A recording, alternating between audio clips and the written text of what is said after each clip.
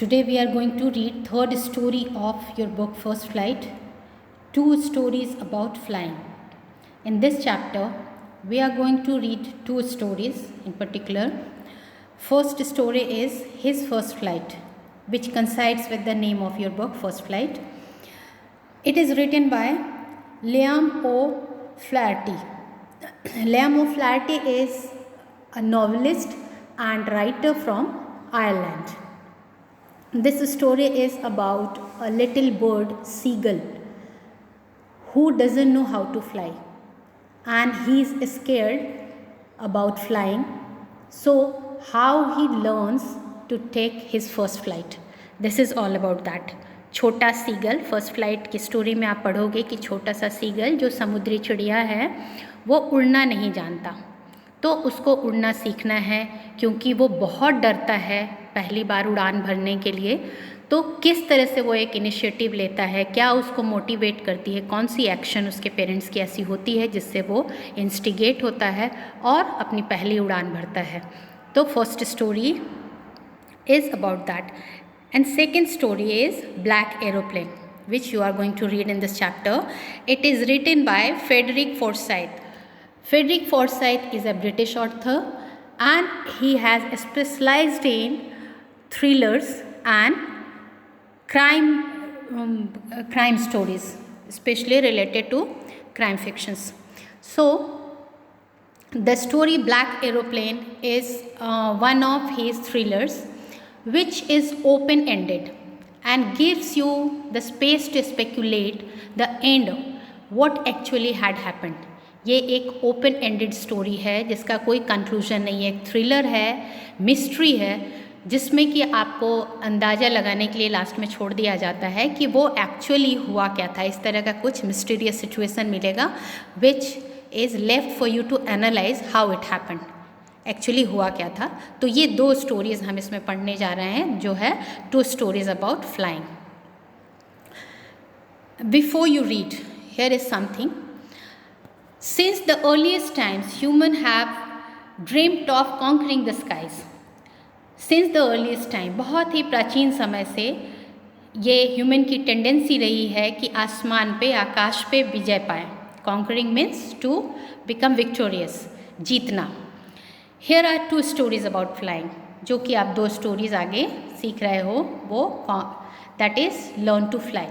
That is about how to learn to fly.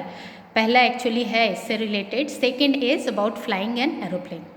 So first, a young seagull is afraid to fly. How does he conquer his fear.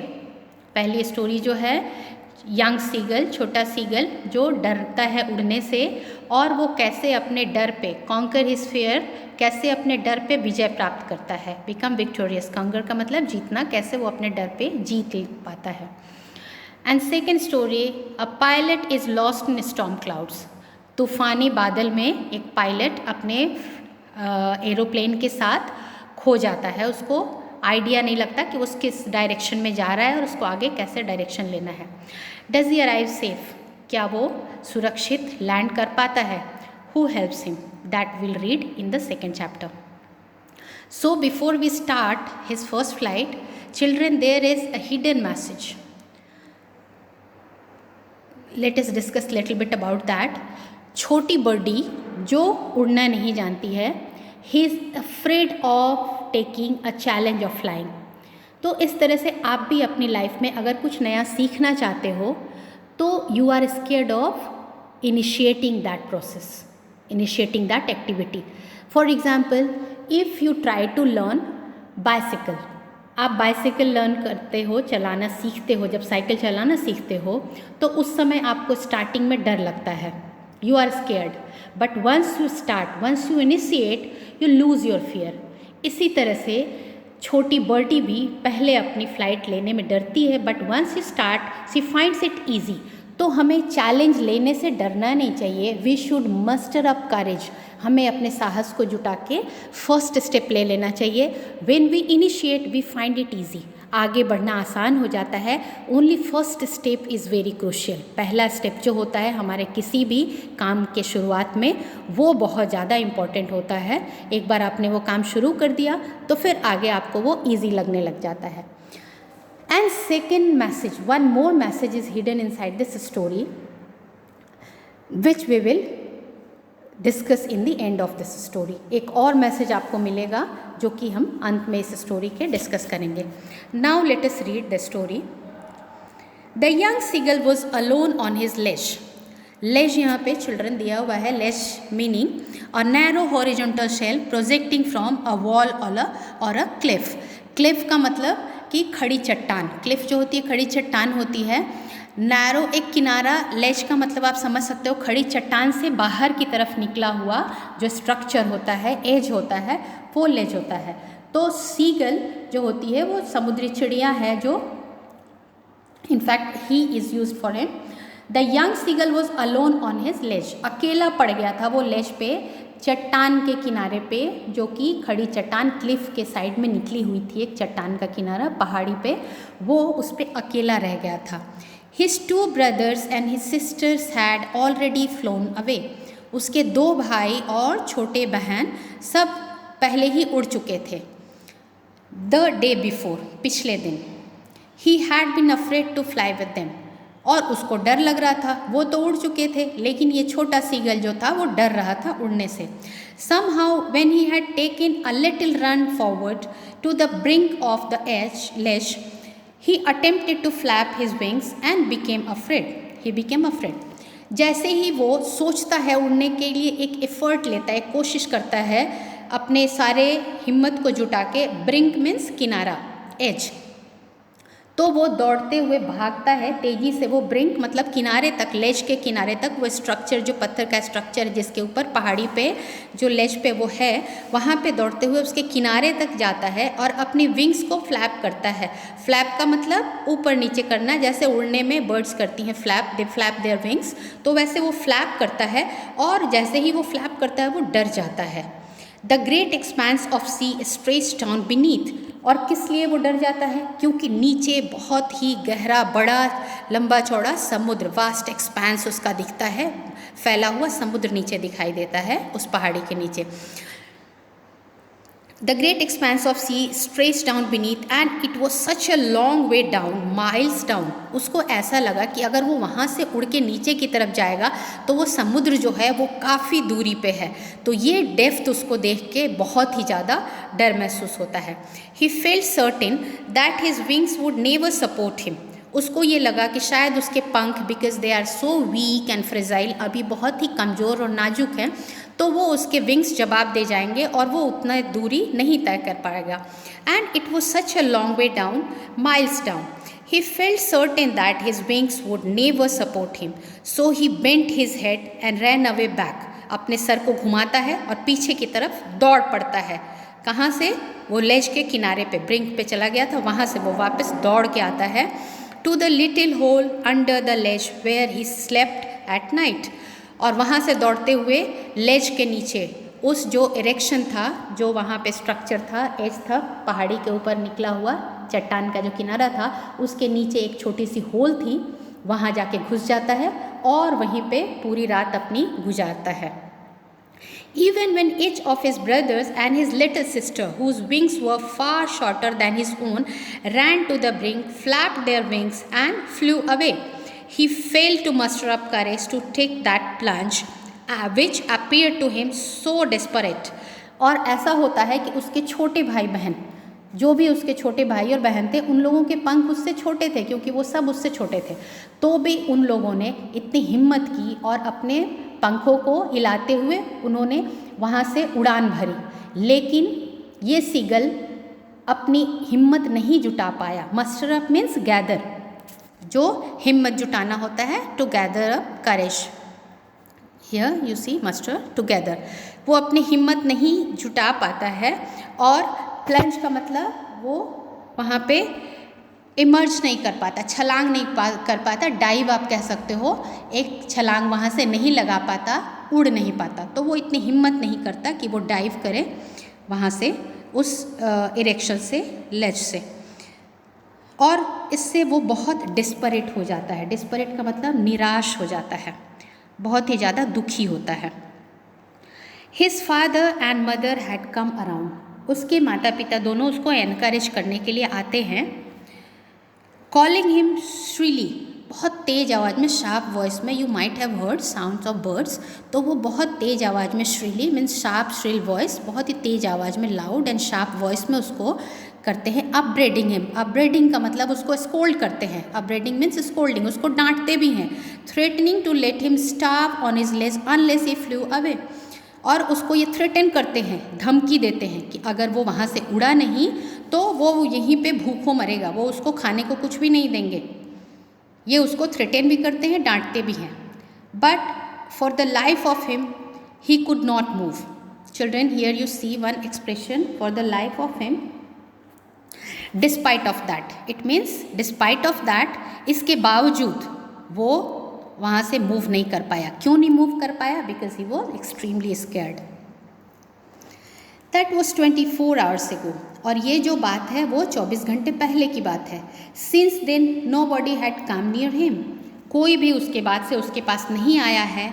The day before all day long he had watched his parents flying about with his brothers and sisters, perfecting them in the art of flight, teaching them how to skim the waves and how to dive for fish.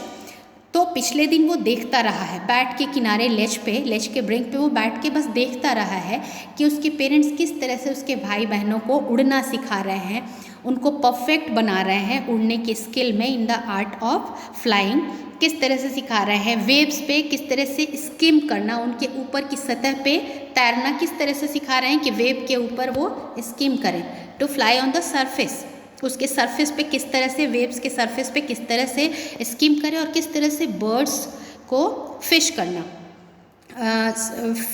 उसमें से समुद्र में से fish को catch करना। Dive for fish मतलब गोता लगाना मछलियों के लिए। तो ये वो बस देखता रहा कि किस तरह से उसके पेरेंट्स उसके भाई बहन को सिखा रहे हैं ये सारे स्किल्स, लेकिन वो फिर भी अपनी हिम्मत नहीं जुटा पाया। He had in fact seen his older brother catch his fish, herring and devour it. उसने, क्योंकि वो भूखा था, पेरेंट्स थ्रेटन करके चले गए थे, वो उसको खाने को कुछ नहीं दे रहे थे 24 घंटे से, तो उसने देखा कि उसका ओल्डर ब्रदर जो उसका बड़ा भाई था, उससे एक बड़ा बर्डी था जिसने भी अभी उड़ना सीखा था, तो वो किस तरह से first herring is a kind of soft fin sea fish, एक सॉफ्ट फिन मतलब मुलायम कोमल पंखों वाली समुद्री मछली होती है। तो वो देखता है कि किस तरह से उसका ओल्डर ब्रदर जो उसका बड़ा भाई है, बड़ी चिड़िया है, वो किस तरह से एक हेरिंग को पकड़ के और खा जाती है। डेवर का मतलब एट अप, उसने किस तरह से पकड़ के उसको निगल लिया। स्टैंडिंग ऑन अ रॉक, और वो ये करता है रॉक पे खड़े होके, पकड़ के लेके आता है समुद्र से और ओशन से लेके आता है उस फिश को, हेरिंग को, और किनारे वो स्टोन पे, किनारे के पत्थर पे खड़े होके खा लेता है, ऑन अ रॉक खड़े होके खाता है। While his parents circle around raising a proud crackle, और उसके पेरेंट्स जब वो ऐसा कर रहा होता है, जब वो खुद से पहली बार फिशिंग करता है, तो उसके पेरेंट्स उसको बहुत अपलॉड करते हैं, अप्रिशिएट करते हैं, और उसके चारों तरफ घूम घूम के खुश होते हैं, उसको बधाई देते हैं। Proud cackle, cackle is sound of birds, जो बर्ड्स की साउंड होती है शार्प श्रिल, उस तरह से वो आवाज़ चहचहा के उसको अप्रिशिएट कर रहे हैं, अपलॉड कर रहे हैं। And all the morning the whole family had walked about on the big plateau midway down the opposite cliff, taunting him with his cowardice. और पूरे सुबह के समय, क्योंकि वो बैठ के चुपचाप सबकी एक्टिविटी देख रहा है, तो पूरी फैमिली सामने वाले प्लेटू पे, प्लेटू इज़ एन एरेक्टेड हाईलैंड, ऊपर की तरफ जो पठार की तरफ उठा हुआ लैंड होता है, इरेक्टेड लैंड होता है ऊपर की तरफ, और समतल हो, सरफेस उसका समतल हो, प्लेन हो, तो ये erected highland with plane surface, उसके ऊपर वो उसके भाई बहन और उसके पेरेंट्स वहाँ से उसके ऊपर टॉन्ट कर रहे हैं, उसको चिढ़ा रहे हैं, क्योंकि वो चुपचाप से बैठ के देख रहा था। And he could not gather the courage to fly, क्योंकि वो उड़ नहीं रहा, तो उसको किसी तरह से उसकी कावर्डाइज के लिए, कावर्डाइज मीन्स कायरता, because he was not brave enough to initiate his flight. तो उसकी कायरता के लिए उसको वहाँ से चिढ़ा रहे हैं, टॉन्ट कर रहे हैं, उसको चाहते हैं कि वो इरिटेट हो। इनफैक्ट ये उनकी एक्शन जो है वो टॉन्टिंग ना होके उसका डेरिजन मॉक नहीं कर रहे हैं, उसके ऊपर उसका खिल्ली नहीं उड़ा रहे हैं। दे वॉन्ट टू इंस्टिगेट, वो चाहते हैं कि उनकी ये एक्टिविटी देख के वो इंस्टिगेट हो, उकसा, उसको अंदर से ये आए कि हाँ मैं भी ये फर्स्ट फ्लाइट लूँ, मैं भी उड़ूँ और मैं भी उनकी तरह एक्टिविटी करूँ। तो वो उसको इनकरेज करना चाहते हैं, इनडायरेक्टली इनकरेजमेंट के लिए वो उसको ये सब दिखा रहे हैं और इरिटेट कर रहे हैं, चिढ़ा रहे हैं एक तरह से, ताकि वो भी उड़ना सीखे। The sun was now ascending the sky. सूरज ऊपर की तरफ आसमान में जा रहा था। Blazing on his ledge that faced the south. South की तरफ उसका लेज का फेस था, जो वो पत्थर पे जिस चट्टान पे बैठा हुआ था, चट्टान के किनारे पे वो बैठा हुआ था, वो साउथ की तरफ फेस कर रहा था और सूरज की रोशनी के कारण वो बहुत ज़्यादा गर्म हो रहा था चट्टान। He felt the heat because he had not eaten since the previous nightfall. उसको बहुत ज़्यादा गर्मी महसूस हो रही थी क्योंकि वो बहुत भूखा भी था, क्योंकि पिछले रात से उसने कुछ भी खाना नहीं खाया था। He stepped slowly out to the brink of the ledge and standing on one leg with his other hidden under his wing and closed one eye and then the other. क्या करता है वो? स्टेप्ड स्लोली आउट, धीरे से वहाँ से निकलता है। रात उसने गुजारी थी उस होल में, जो लेज के नीचे होल था उसमें रात गुजारी थी। अब वो दिन में वहाँ से देख रहा था, तो ब्रिंक तक आता है, लेज के किनारे तक आता है, उस चट्टान के इस जो स्ट्रक्चर है उसके किनारे तक आता है और अपने एक पैर को छुपा के एक पैर पे खड़ा हो जाता है, एक लेग हिडन रखता है अंडर हिज विंग्स, अपने अंदर पंखों के अंदर एक लेग छुपा लेता है। ही क्लोज्ड वन आई, एक आंख बंद कर लेता है, एंड देन द अदर, और फिर दूसरी आंख बंद करता है।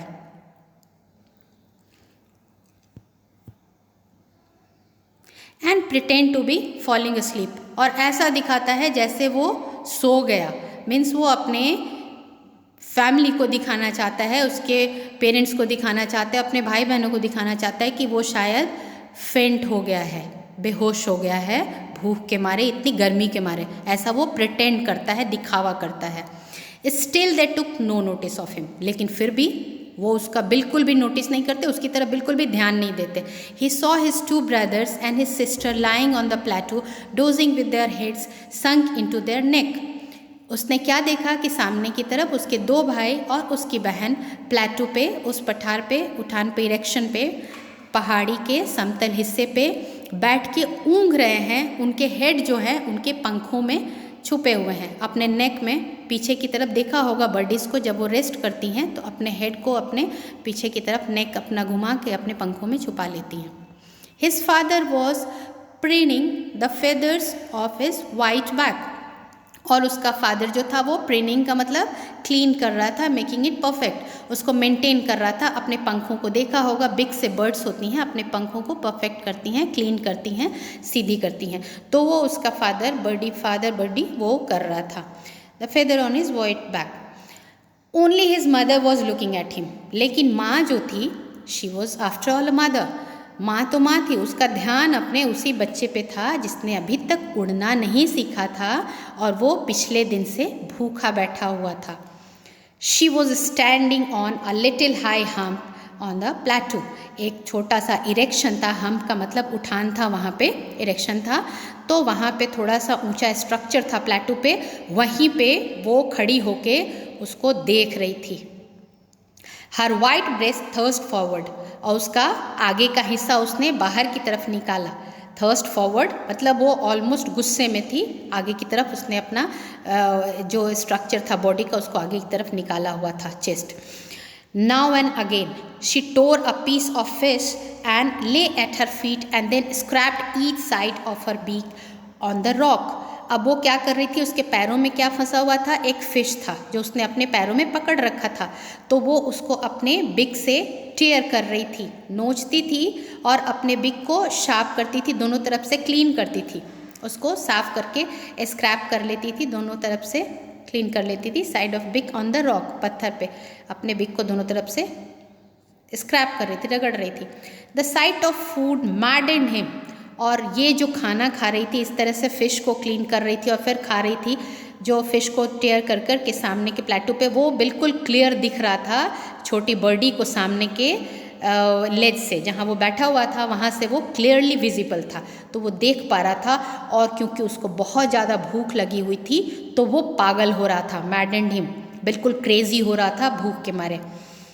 How he love to tear food that way, उसको कितना अच्छा लगता है, scraping his beak now and again to whet it, और फिर से उसको वापस लेने के लिए अपने क्लीन करना बिग को, ये वो देख रहा था कि ये उसको कितना ज़्यादा पसंद है, कितना अच्छा लगता अगर वो खुद से इसको इस तरह से कर पाता। तो ये वो देख रहा, उनकी एक्टिविटी देख रहा है और अंदर अंदर बहुत ही ज़्यादा गुस्सा हो रहा है। गा गा गा, he cried begging her bring some food, her to bring some food। अब वो आवाज़ करता है, उसकी पेशेंस जवाब दे जाती है। थोड़ी देर तो वो चुपचाप से क्वाइटली वॉच करता है और फिर वो आवाज़ देता है अपनी मदर को और उससे कुछ खाना उसको देने के लिए बोलता है। काओ खोल आ, शी स्क्रीम्ड बैक डेरिसिवली। डेरिसिवली मीन्स उसको, उसका मजाक उड़ाते हुए, कटाक्ष करते हुए उसके ऊपर वो वहाँ से भी आवाज़ देती है पलट के, वो इन अ डिसरिस्पेक्टफुल मैनर, उसको मजाक करते हुए उसका वो वापस आवाज़ देती है पर खाना लेके नहीं आती, वो भी चिल्लाती है वहाँ से। But he kept calling plaintively, अब वो प्लेंटिवली उसी तरह से दुखी आवाज़ में, प्लेंटिवली मतलब निराशापूर्ण, मौनफुल, जो एकदम निराशाजनक आवाज़ है उसमें वो उसी तरह से अपनी माँ को आवाज़ दे रहा है, क्योंकि बहुत भूखा है लेकिन फिर भी वो उड़ नहीं रहा है, अपनी माँ को आवाज़ दे रहा है कि खाना थोड़ी सी उसको तो दे दे। एंड आफ्टर अ मिनट और so he uttered a joyful scream, और थोड़ी ही समय के बाद वो बहुत खुश होके एक आवाज़ निकालता है, स्क्रीम मतलब चीखना, शाउट करता है। किस लिए शाउट करता है? His mother had picked up a piece of the fish and was flying across to him with it। उसने देखा कि उसकी माँ फिश के एक टुकड़े के साथ वहाँ से उड़ी और उसकी तरफ आ रही है, इसलिए वो खुशी से चीखा था। He leaned out eagerly, वो बाहर की तरफ निकल के जल्दी से आता है, उस लेज के ब्रिंक तक आता है। Tapping his rock with his feet, excitement में अपने पैर थपथपा रहा है, छोटे छोटे पैर वो पत्थर पे पटक रहा है। Trying to get nearer to her, और कोशिश कर रहा है कि उसके और पास आ जाए। एज शी फ्लू अक्रॉस, जैसे वो आ रही है तो लगता है वो भी अपनी तरफ से कोशिश करता है कि जितने पास आ सके उस लेज के किनारे पे आके। But when she was just opposite to him, बहुत अपोजिट आ जाती है, उसके अप्रोच में होता है, उसकी पहुँच में होता है, उसके अगेंस्ट आके शी हॉल्टेड, रुक जाती है वहाँ पे। हर विंग्स मोशनलेस, उसके पंख मोशनलेस हो जाते हैं, रुक जाते हैं, कोई मूवमेंट नहीं होता। The piece of fish in her beak almost within the reach of his beak, एकदम बिल्कुल उसके पास है, उसकी बीक जो है वो, उसकी चोंच है वो अपनी मदर के चोंच के फिश को बिल्कुल अप्रोच कर रही है, उनके पकड़ सकती है, बिल्कुल थोड़ा सा स्लाइट डिफरेंस है। He waited a moment in surprise, उसको समझ में नहीं आता कि ये कर क्या रही है, इतनी पास आके मुझे खिला क्यों नहीं रही है। Wondering why she did not come nearer and then maddened by hunger, और फिर वो बिल्कुल पागल हो जाता है गुस्से में, क्योंकि उसने पिछले दिन से खाना नहीं खाया है, तो भूख से पागल होके बिल्कुल उसकी सोचने समझने की शक्ति खत्म हो जाती है। ही डाइव्ड एट द फिश, और क्योंकि इतना पास है उसको लगता है कि वो पकड़ लेगा, और वो डाइव कर जाता है, वहाँ से छलांग लगा देता है। विद अ लाउड स्क्रीम, एक चिल्लाहट के साथ, ही फेल आउटवर्ड एंड डाउनवर्ड्स, वो आगे की तरफ गिरता है और नीचे की तरफ खाली जगह में, स्पेस में उछल पड़ता है, क्योंकि उसने वहाँ से छलांग लगा दी थी, तो वो आगे की तरफ निकल पड़ता है। देन अ मॉन्स्ट्रस टेरर सीज्ड हिम, एक बहुत ही बड़ा डर उसको अंदर से सीज कर लेता है, क्योंकि उसने किया क्या था, उसने अपने लेज से पहाड़ी की चोटी से छलांग लगा दिया था। और वो क्यों? क्योंकि माँ उसके सामने खाना लेके खड़ी थी और उसको लगा कि वो छलांग लगा के उस फिश को पकड़ लेगा, लेकिन वो हट जाती है वहाँ से और वो हवा में आ जाता है। And his heart stood still, उसका दिल धड़कना बंद हो जाता है। ही कुड हेयर नथिंग, उसके कान से कुछ भी सुनाई नहीं देता, बिकॉज ऑफ फेयर, इतना ज़्यादा टेरर उसके अंदर भर जाता है कि उसके कान कुछ सुन नहीं पाते. But it only lasted a minute, लेकिन उसकी ये कंडीशन जो होती है, फेयरफुल कंडीशन जो होती है, वो केवल 1 मिनट के लिए रहती है. The next moment he felt his wings spread outwards, और अगले ही मोमेंट वो 1 मिनट के बाद वो फील करता है कि उसकी विंग्स जो है, पंख है, वो बाहर की तरफ फैल चुके हैं. क्योंकि नीचे से एयर का प्रेशर है तो उसके विंग्स अपने आप ऑटोमेटिकली बाहर की तरफ निकल चुके हैं. The wind rushed against his breast feathers, then under his stomach and against his wings. अब जो विंड है वो उसके ब्रेस्ट फेदर्स, जो उसके ब्रेस्ट आगे की तरफ उसके पंख हैं, उस पे लगती है, और फिर उसके स्टमक पे उसको एयर महसूस होता है, एंड देन उसके विंग्स के अंदर वो फील करता है एयर को. He could feel the tips of his wings cutting through the air, और उसको ये महसूस होता है कि विंग्स की टिप जो है, किनारा है, वो हवा को काट रही है, मतलब वो उड़ रहा है. He was not falling headlong now, अब वो सर के बल, हेडलॉन्ग का मतलब सर के बल, नहीं गिर रहा था. पहले वहाँ से जब उसने लेज से छलांग लगाई थी तो उसको लगा था कि वो सर के बल वहाँ से गिर रहा है, लेकिन अब उसको धीरे धीरे महसूस हुआ कि उसके पंख स्प्रेड हो चुके थे और हवा उसके पंखों के नीचे से, उसकी बॉडी के नीचे से क्रॉस हो रही है, और वो सर के बल नहीं गिर रहा है. He was soaring gradually downwards and outwards, अब उसको सोर का मतलब उड़ना. ही वॉज फ्लाइंग ग्रेजुअली, धीरे धीरे वो उड़ान भर रहा था बाहर की तरफ, नीचे की तरफ उड़ान भर रहा था और बाहर की तरफ outwards. He was no longer afraid, अब उसका डर धीरे धीरे मिट गया था. He just felt a bit dizzy, dizzy का मतलब उसको थोड़ा सा चक्कर महसूस हुआ, because he had not eaten anything, उसने खाना नहीं खाया था. ही वॉज हंग्री, स्टार्विंग, तो इसलिए उसको डिजी फील हुआ. Dizzy is an uncomfortable feeling of spinning around and losing one's balance. जब चक्कर आता है तो लगता है कि चारों तरफ कुछ घूम रहा है और हमारा बैलेंस खो जाता है, तो इस तरह से उसको हल्का सा चक्कर लग रहा था, महसूस हो रहा था. Then he flapped his wings once and he soared upward, फिर उसने अपनी विंग्स को फ्लैप किया. अब वो हवा के कारण स्टेबल हो चुका था, तो उसने अपने विंग्स को हिलाया, फ्लैप किया और ऊपर की तरफ उड़ चला. गा गा गा गा गा गा, काव कुल आ. His mother swooped past him, उसकी माँ बिल्कुल उड़ के उसके ऊपर से आती है, जैसे कि उसके ऊपर अटैक कर रही हो. वो बहुत ज़्यादा खुश थी क्योंकि वो अब छोटा बर्डी उड़ान भर रहा था. हर wings making a loud noise, बहुत तेज़ी से उड़ रही थी, उसके पंखों से बहुत लाउड आवाज़ आ रही थी. He answered her another scream with another scream, और छोटा बर्डी जो है वो भी चिल्ला के उसकी खुशी का आंसर देता है, अपनी तरफ से खुश होकर आवाज़ निकालता है. Then his father flew over him screaming, फिर उसका पिता भी आता है, वो भी अपनी खुशी जाहिर करता है. He saw his 2 brothers and his sisters flying around him, curveting and banking and soaring and diving. अलग अलग तरह के मोमेंट में उसके भाई और बहन सब उसके चारों तरफ उड़ रहे हैं, उसका चक्कर लगा रहे हैं, उसके आगे पीछे ऊपर नीचे और ऊपर से डाइव कर रहे हैं. सब उसको सपोर्ट के लिए उसको अपलॉड कर रहे हैं, अप्रिशिएट कर रहे हैं. Then he completely forgot that he had not always been able to fly and commanded himself to dive and soar and curve and shriek shrilly. अब उसको ये भूल चुका था कि वो उड़ना नहीं जानता था, और अब वो बिल्कुल से अपने आप को कंट्रोल कर पा रहा था. कमांडेड हिमसेल्फ, अपने आप को कंट्रोल किया. डाइव मतलब वो गोता लगाने के लिए, उड़ना ऊपर की तरफ, चक्कर लगाना, और बहुत ही तीखी आवाज़ निकाल रहा था. श्रीक श्रीली, बहुत ही शार्प श्रिल वॉइस में चीख रहा था, शोर मचा रहा था. And this was cry of happiness, वो खुश था क्योंकि उसने उड़ान भर ली थी. He was near the sea now, अब वो समुद्र के पास था. फ्लाइंग स्ट्रेट ओवर इट, समुद्र के ऊपर ही उड़ रहा था. Facing straight out over the ocean, he saw a vast green sea beneath him with little ridges moving over it, and he turned his beak sideways and caught amusedly. जब उसने देखा कि वो समुद्र के ऊपर उड़ रहा है, हरा हरा समुद्र, ओशन उसके पैरों के नीचे है, और छोटे छोटे रिजेस मीन्स उठान जो हैं, लहरें हैं, उसके ऊपर वो उड़ रहा है, तो अपने बिक को, अपने चेहरे को साइडवे करके और कॉ करता है, आवाज़ निकालता है खुशी से कि वो उड़ना सीख गया था, वो समुद्र के ऊपर उड़ रहा था। Now he can fish on his own, अब वो खुद ही मछली पकड़ पाएगा, तो वो खुश हो जाता है। His parents and his brothers and sisters had landed on the green flooring ahead of him. जो ग्रीन फ्लोरिंग थी, समुद्र की सतह थी, उसके ऊपर उसके मम्मी पापा भाई बहन सब आके बैठ गए थे, क्योंकि वो छोटा बर्डी समुद्र की सतह पे उड़ रहा था।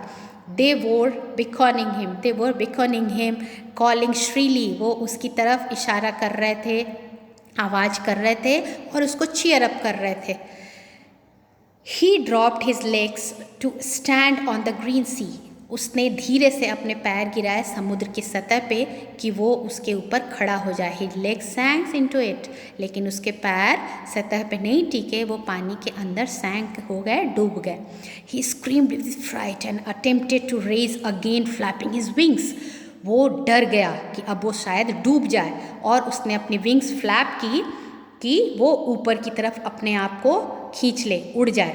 बट ही वॉज टायर्ड, लेकिन क्योंकि वो भूखा था और थका हुआ था, एंड वीक विथ हंगर, भूख से थका हुआ, and could not rise, exhausted, बिल्कुल थका हुआ वो बैठ गया।